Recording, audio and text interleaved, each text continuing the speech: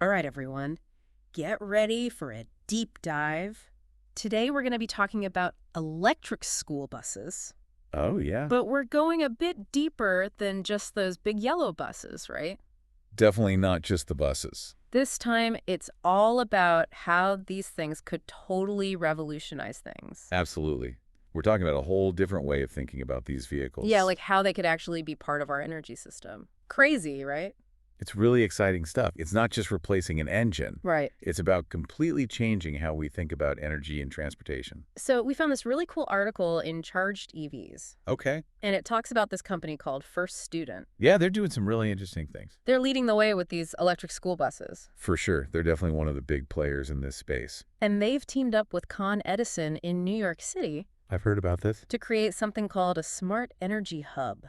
That sounds pretty high tech. It is. And to add to that, we also found some research from Italy. Oh, wow. International. Yeah. And we've got that translated just for this deep dive. Interesting. Really gives you a global perspective on this whole thing. I like that. It's always good to see how different parts of the world are approaching these challenges. Okay, so First Student, they're already doing a lot with electric school buses. Yeah, they've got like a ton of them, either on the road or in the works. Yeah, over 2,000 contracted all over the country. Wow. And they've already got like over 360 of those out there driving around. That's impressive. Yeah. It shows they're serious about this, right? Absolutely. They're not just dipping their toes in the water. Right. And this project in Brooklyn really shows that. So what's happening in Brooklyn?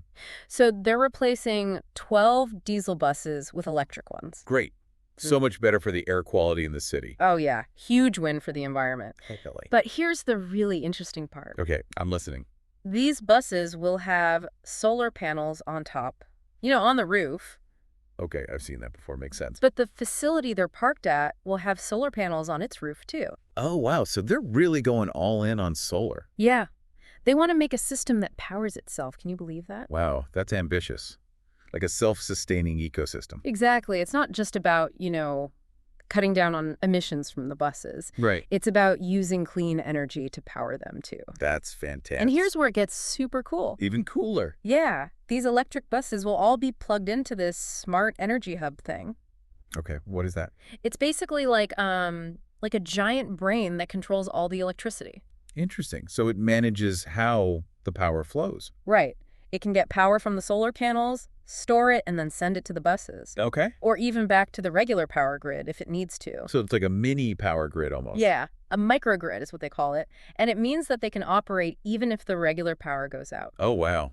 That's huge for resilience, especially in a place like New York City. Right. So it's like, imagine a blackout hits, Oh, go. but the buses can still run. That's amazing. They can even power other important buildings. Wow. I never thought of electric buses as backup power sources. Right. And the Italian research really emphasizes that, They do? saying it adds a whole other level of value to these buses. Yeah, it's not just about transportation anymore. Right. They become this essential part of the community. So it's like a multi-purpose tool. Exactly.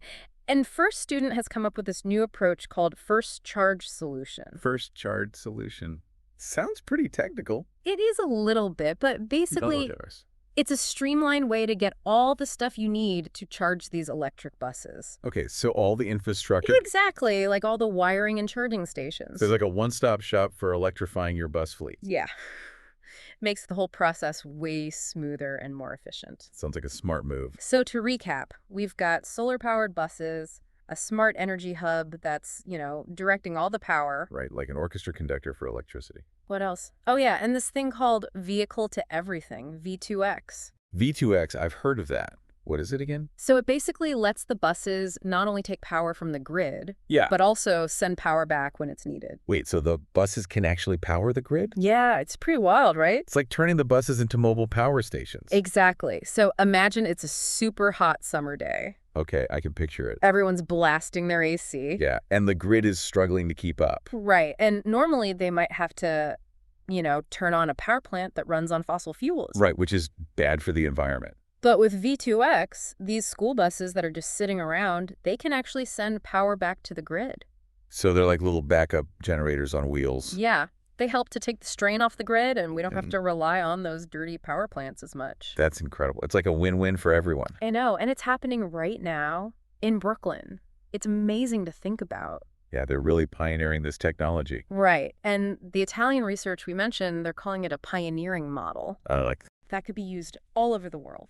it's exciting to see how this could transform cities everywhere. I know. It's not just about cleaner buses anymore. No, it's so much bigger than that. It's about changing the way we think about energy. Absolutely. It's Yeah. about creating a more sustainable and resilient energy future. Exactly. So we know these electric school buses are doing some pretty incredible stuff. Oh yeah, they're really pushing the boundaries. And this V2X technology sounds like it could be a real game changer. Absolutely. It has the potential to revolutionize how we think about energy. But I have to admit, it still seems a little like, something out of the future. I get that. It's a big leap from what we're used to. Yeah, so can this actually work on a large scale? Or is it just a cool experiment? Well, the good news is the technology itself is ready. It is. We're not waiting for some big breakthrough. Okay. It's more about scaling it up, making it normal. Right. So how do we get there? So there are a couple of things we need. Okay. First, we need the right infrastructure. Infrastructure, like what? Well, right now, most EV chargers are designed to just send power one way. From the grid to the car. Exactly. But for V2G to work, those chargers need to be two-way. So the power can flow both ways. Right. We need those batteries to be able to give power back to the grid. So it's like we're upgrading the whole energy system. That's a good way to put it. Yeah. We need a system where energy can flow back and forth easily. And the second piece of the puzzle, Well, the policy side of things. like laws and regulations. Exactly. We need policies that encourage people to actually use V2G. Because let's be honest, people aren't going to let their car batteries get drained to help the grid unless they get something out of it. Exactly. There needs to be some kind of incentive. Right. It has to make sense for people financially. Like what kind of incentives? Oh, different things. Like discounts on their electricity bills. Okay. Or maybe even payments for the energy they send back to the grid. Interesting. Or even priority access to charging stations when everyone's trying to charge. Okay, so everyone wins. Exactly. It's about making it a win-win situation for everyone involved. And this all ties into that idea of a decentralized energy grid, right? Absolutely. As we get more renewable energy sources, things get more complicated. How so? Well, solar and wind power, they're not always consistent, right? Right, the sun isn't always shining, the wind isn't always blowing. Exactly. So VDG can help balance things out. It makes the grid more resilient. You keep saying resilient. Why is that so important? Well, think about what happens when there's not enough electricity to go around. Blackouts? Exactly. Blackouts or brownouts. They can be really disruptive. Yeah, and even dangerous sometimes. Right. So VTG gives us a way to deal with those ups and downs in the energy supply. So it's like a safety net for the whole system. Exactly. It's like having a massive battery spread out across all these vehicles. It's a pretty amazing idea when you think about it. It is. But of course, there are some potential downsides too. Really? Yeah, things we need to be careful about. Cybersecurity is a big one. Oh, yeah. I can see that being a problem. If we're connecting all these cars to the grid, Uh-huh. we need to make sure they're protected from hackers. Right. Imagine someone hacking into all those car batteries. Yeah, that could cause some serious chaos. A nationwide blackout, even. Exactly. So cybersecurity is a top priority for anyone working on V2G. So what are they doing to prevent that? Well, they're developing really strong security systems. Like what? Things like encryption and authentication protocols. Okay, so they're taking it seriously. Oh, yeah, absolutely. So it seems like VTG is still in the early stages. Yeah, it's still pretty new. But it's gaining a lot of momentum. Definitely. Where do you think things are headed in the next few years? Honestly, I think we're going to see V2G technology really take off. You do? Yeah, there are already a ton of pilot programs happening. Okay. And big car companies are starting to include V2G capabilities in their electric vehicles. So it's becoming more mainstream. Exactly. And as batteries get better and cheaper, Mm-hmm. I think VTG will just become a standard feature. It's crazy to think that something as simple as a school bus could be leading the way in this energy revolution. I know, right? It's a great example of how innovation can come from unexpected places. And it shows how our whole energy system is changing Yeah, we're moving away from that old model of big power plants. towards something more distributed. Exactly. Where energy can come from all sorts of sources, including our cars. So it's not just about school buses anymore. Nope. It's about rethinking the whole energy system. I like that. And this is something that's going to affect everyone, not just people who drive electric vehicles, Right. So why should our listeners care about this? because it's going to change how we power our lives. Even if we don't drive an electric car? Exactly. Think about all the ways you use energy every day. Okay. Like what? Your house, your appliances, everything runs on electricity. Right. And as we move towards this decentralized grid, all that's going to change. So how will that affect the average person? Well, one of the biggest impacts will be on your electricity bill. Yeah, as we add more renewable energy, prices are going to go up and down more. Because the sun and wind aren't always there. Exactly. But V2G can help smooth things out, make prices more stable. So it's like a protection against those crazy price swings. Yeah, exactly. And as we talked about earlier, it can help prevent blackouts too. By having all those batteries ready to go. Exactly. So even if you don't have an electric car, Mm-hmm. you'll still benefit from a more reliable energy system. It's pretty amazing to think about. It is. It feels like we're moving in the right direction with energy. Towards something cleaner and more dependable? Absolutely. And this project in Brooklyn is a perfect example. Yeah, they're showing how this can work in the real world. It's a win-win for everyone involved. And it makes me optimistic about the future. Me too. It's inspiring to see how local innovations can have such a big impact. Right. It shows that we can all play a role in creating a better energy future. And speaking of playing a role, Yeah? in the next part of our deep dive, we're going to talk about how these changes in energy could affect you personally, Okay. even if you don't drive an electric car. Even if I don't. Yeah. We'll be diving into the world of personalized energy management. Sounds interesting. Yeah. It's all about how you can be a part of this energy revolution. Can't wait to hear more about that. Stick around. It's going to be good. This is all so fascinating. I bet our listeners are loving this. Yeah, I hope so. This is important stuff. So stay tuned, everyone. We'll be back after a short break.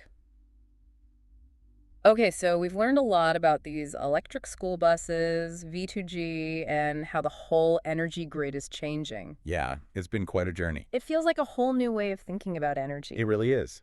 But now I think it's time to bring it back to our listeners. Right. How does all of this affect them? Exactly. This isn't just some abstract concept. This is stuff that could impact everyone's lives. And that's what we're all about here, making these complex topics relatable. Absolutely. So even if you don't drive an electric car or live in a place with fancy energy projects, you're still going to be affected by these changes. So let's say I'm listening to this and I'm like, okay, cool, but how does this affect me? What would you say? Well, think about how you use energy every day. Your home, your appliances, your phone, your computer, all that stuff. It all needs electricity. Exactly. And as we move towards a more decentralized and intelligent grid, the way we get that electricity is going to change. So give me some concrete examples. How could these changes impact me personally? Well, one of the most noticeable changes will probably be on your electricity bill. Really? How so? As we add more renewable energy sources, like solar and wind power, prices are going to fluctuate more. Why is that? Well, the sun isn't always shining and the wind isn't always blowing, right? So the supply of renewable energy can be a bit inconsistent. Okay, that makes sense. But with V2G technology, we can smooth out those fluctuations. By using those car batteries as a buffer. Exactly. It's like having a giant backup battery for the whole grid. So even if a sun goes down or the wind dies down, we still have a reserve of power to tap into. So V2G can help stabilize energy prices. Exactly. And it can also help prevent blackouts, which is a huge benefit for everyone, whether you drive an electric car or not. Right, because nobody likes a blackout. Definitely not. So even if you're not directly involved in these new energy technologies, you're still going to reap the benefits of a more stable and resilient energy system. That makes me feel a lot better. It sounds like we're moving in the right direction. I think so too. But I know this whole concept of a decentralized grid can still seem kind of abstract. Yeah, it's hard to picture sometimes. Okay, so imagine a future where every home, every business, even every electric vehicle is connected to a smart energy network. Like a giant web of energy. Exactly. And this network can monitor energy usage in real time, adjust supply and demand, and even let people buy and sell energy from each other. Wait, are you saying I could sell energy from my own home? Exactly. If you have solar panels, for example, you could sell the extra energy you generate back to the grid. Wow. So my house could become a tiny power plant. In a way, yes. And as this technology gets even smarter, we could see virtual power plants, where groups of homes and businesses team up to provide grid services. It sounds like something straight out of a science fiction movie. I know, it's pretty amazing. And the best part is, we already have the technology to make this happen. Really? So this isn't just a pipe dream? Not at all. We have the tech, the momentum, and increasingly the policies to support this transition. So what's the holdup? We just need to keep pushing forward. We need to invest in the infrastructure, and we need to educate people about the benefits of this new energy system. Okay, so it sounds like there's a lot to be excited about. Absolutely. And I want our listeners to walk away from this deep dive understanding one key thing. What's that? The future of energy is not about those big centralized power plants anymore. It's about giving individuals and communities the power to control their own energy. It's about creating a system that works for everyone. Exactly. A system that's more sustainable, more resilient, and more equitable. Well said. Any final thoughts before we wrap things up? Just this. Stay curious, stay informed, and stay engaged. The choices we make today will shape the energy future for generations to come. So let's all do our part to build a brighter, cleaner, and more sustainable energy future. Absolutely. It's a future worth fighting for. Couldn't agree more. And on that note, we'll wrap up this deep dive. Thanks for joining us. It's been a pleasure. Until next time, keep exploring, keep learning, and keep those imaginations running wild.